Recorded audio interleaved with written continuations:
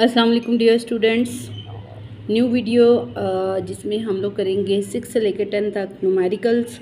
कल हमने 5 कर लिए थे और आज हम करेंगे 6 वाला न्यूमेरिकल। तो बच्चों इसके अंदर हमारे पास न्यूमेरिकल है 6 वाला कि 2 मासेस हैं हमारे पास, एक 52 kg और एक 48 kg। उनको हमने एक स्ट्रिंग के दोनों किनारों पे बांध लिया और उसको एक फ्रिक्शनलेस पुली के ऊपर से गुजारा।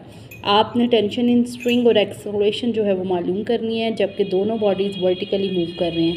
अगर आप रिकॉल करें तो आपने 2 केसेस पढ़े थे टेंशन इन स्ट्रिंग के हवाले से।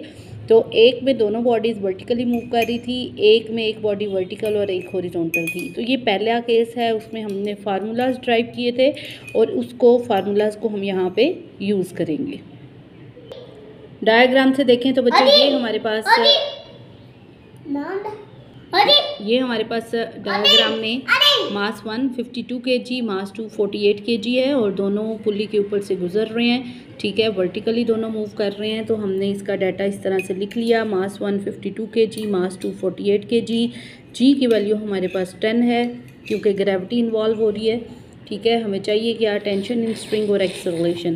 तो बच्चों फार्मूलाज हमने वहाँ पे ड्राइव किए थे, एक्सेलरेशन का भी और टेंशन का भी। हम इस फार्मूले को लगा के इसका आंसर निकालें जी। तो बच्चों एक्सेलरेशन का फार्मूला लगाया, m1 की वैल्यू 52 kg, m2 की वैल्यू 48, दरमियान में माइनस है, g की वैल्यू 10 और नीचे m1 प्लस m2 यानी 52 प्लस 48 किया। 52 में से 48 गए तो हमारे पास आंसर आया 4। 52 में 48 प्लस किए तो आंसर आया 100 मल्टीप्लाई जी की वैल्यू जो आ रही थी 10। बेशक आप इसको यहाँ पे डिवाइड कर लें या फिर 4 मल्टीप्लाई 10 40 ओवर 100, 0 0 से कट किया और 4 डिवाइडेड बाई 10 किया तो 0.4। ये एक्सेलरेशन है तो ये हमारे पास इसकी यूनिट आएगी मीटर पर सेकंड स्क्वायर। और टेंशन का जब हमने फार्मूला लगाया, टेंशन का जब हम फार्मूला लगाएंगे तो उसके फार्मूले के साथ 2 multiply m1 m2 g over m1 plus m2। तो यहाँ पे 2 multiply m1 multiply m2 multiply g over 52 plus 48। ऊपर आएगा इन तीनों को मल्टीप्लाई करके 4992 डिवाइडेड बाय 100 मल्टीप्लाई जी की वैल्यू। तो ये बच्चों हमारे पास आएगा 499.2 जो कि तकरीबन 500 न्यूटन के बराबर है। तो हमारे पास टेंशन आ गई। टेंशन क्योंकि फोर्स है तो इसलिए इसका यूनिट जो होगा वो न्यूटन में होगा जी। नेक्स्ट क्वेश्चन देखिए, इसमें 2 मासेस हैं हमारे पास 26 kg और 24 kg। उनको स्ट्रिंग के साथ अटैच किया, पुली के ऊपर से गुजारा। लेकिन याद रखें कि इसमें 26 kg जो है वो किसी टेबल के ऊपर पड़ा हुआ है और 24 न्यूटन मास, न्यूटन नहीं होगा, ये भी kg होगा। तो ये नीचे जो है वो मूव कर रहा है। तो इसमें सेकंड केस और उसके आएंगे हमारे पास फार्मूलाज। तो हम इसमें वो वैल्यूज़ लगा के एक्सेलरेशन और टेंशन की वैल्यू निकालेंगे।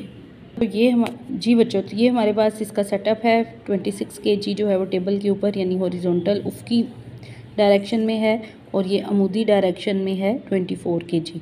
तो हमने इसका डाटा इसी तरह से लिख लिया, m1 मौजूद है, m2 मौजूद है और उसके साथ हमारे पास मौजूद है g की वैल्यू। हमने a और t की वैल्यू निकालनी है। तो सेकंड केस में हमारे पास t का फार्मूला जो था वो ये था, m1 m2 g over m1 plus m2 और a का हमारे पास था m1 over m1 plus m2 into जी। हमने इसमें भी सारी वैल्यूज़ पुट कर दी। ठीक है, और 24 मल्टीप्लाई 26 मल्टीप्लाई 10 ओवर 24 प्लस 26। तो बच्चों मल्टीप्लाई करके 6240 आया, मल्टीप्लाई 10 जी की वैल्यू और डिवाइडेड बाय 50 इन दोनों को प्लस करके आया था। तो ये आंसर आएगा 125 न्यूटन। ठीक है, टेंशन आ गई। एक्सेलरेशन का जब हमने लगाया, m1 की वैल्यू 24 थी, मल्टीप्लाई 10 यानी जी की वैल्यू डिवाइडेड बाय दोनों मासेस को प्लस किया तो ये हमारे पास आ गया 240 डिवाइडेड बाय 50। तो आंसर हमारे पास आया 4.8। चूँकि एक्सेलरेशन थी तो इसके साथ यूनिट लगेगी मीटर पर सेकेंड स्क्वायर। 8 न्यूमेरिकल है बच्चों, how much time is required to change 22 newton second momentum by the force of 20 newton. यानी हमने 20 न्यूटन की फोर्स लगाई है, तो इतनी फोर्स को इस्तेमाल करते हुए हमने मोमेंटम को चेंज करना है 22 न्यूटन को न्यूटन सेकेंड मोमेंटम चेंज करना है। तो उसके लिए टाइम कितना रिक्वायर होगा। अगर आपको याद हो तो हमने डेरिवेशन की थी कि change in momentum per unit time बराबर था फोर्स के। ठीक है, उसी फार्मूले को यूज़ करके हम इसको इजीली सॉल्व करेंगे। जी बच्चों, हमारे पास मोमेंटम नहीं बल्कि चेंज इन मोमेंटम है 22 न्यूटन सेकंड। यहाँ पे आप डेल्टा का निशान पी के साथ लगाओगे जो कि ट्रायंगल की तरह का निशान होता है जो कि चेंज को शो करेगा। फोर्स 20 न्यूटन है, टाइम मालूम करना है। तो आपको याद होगा change in momentum over time जो है वो फोर्स के इक्वल था। ठीक है, तो हम यहाँ से फोर्स की वैल्यू निकालें, वो change in momentum over time. ठीक है, जैसे बताया था आपको। तो हम क्या करते हैं, इन दोनों की जगह चेंज कर लेते हैं। टाइम इधर आ जाएगा, फोर्स इधर। तो फोर्स की वैल्यू थी 20, चेंज इन मोमेंटम 22, टाइम मालूम करना है। तो फिर हमने इनकी जगह चेंज की। Time is equal to 22/20। Answer आएगा 1.1 सेकेंड, यानी इतना टाइम लगेगा 22 न्यूटन सेकेंड मोमेंटम को इतना मोमेंटम में चेंज लाने के लिए। 9 क्वेश्चन है कि बच्चों एक वुडन ब्लॉक है और उसको मार्बल के फ्लोर के ऊपर हमने मूव कराना है। ब्लॉक का वज़न है हमारे पास 5 kg। ठीक है, और कोफिशिएंट ऑफ फ्रिक्शन दोनों मार्बल और वुड के दरमियान है 0.6। तो हम देखेंगे कितनी फ्रिक्शन की फोर्स हमें चाहिए होगी इस प्रोसेस के लिए। मास 5 kg हो गया, कोफिशिएंट हमारे पास 0.6 आया, फ्रिक्शन हमने मालूम करनी है। तो static friction is equal to constant जो हमारे पास आ रहा है मल्टीप्लाई mg। ठीक है, कांस्टेंट की वैल्यू 0.6, मास 5 kg, जी की वैल्यू हमारे पास है 10 यानी ग्रेविटी की। तो इसको कैलकुलेट करेंगे 30 न्यूटन हमारे पास आंसर आ जाएगा।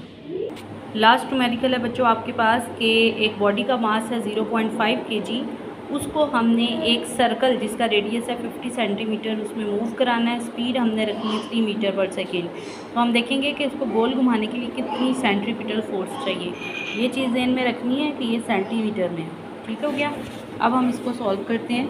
तो मास है 0.5 kg, रेडियस 50 सेंटीमीटर था, हम इसको मीटर में चेंज करेंगे 100 से डिवाइड करके 0.5 मीटर आंसर आ जाएगा। वेलोसिटी या स्पीड सेम चीज़ है, यहाँ पे 3 मीटर पर सेकंड हो गया। आपने सेंट्रीपिटल फोर्स निकालनी है, उसका फार्मूला है mv²/r। मास 0.5, v की वैल्यू थी 3, उसका स्क्वायर ले लिया और r है 0.5 मीटर्स में। 0.5 से कट गया, 3 का स्क्वायर आता है 9। चूँकि ये एक फोर्स है तो इसकी वैल्यू, इसकी यूनिट जो होगी वो न्यूटन में होगी। तो ये थे आपके पास न्यूमेरिकल्स।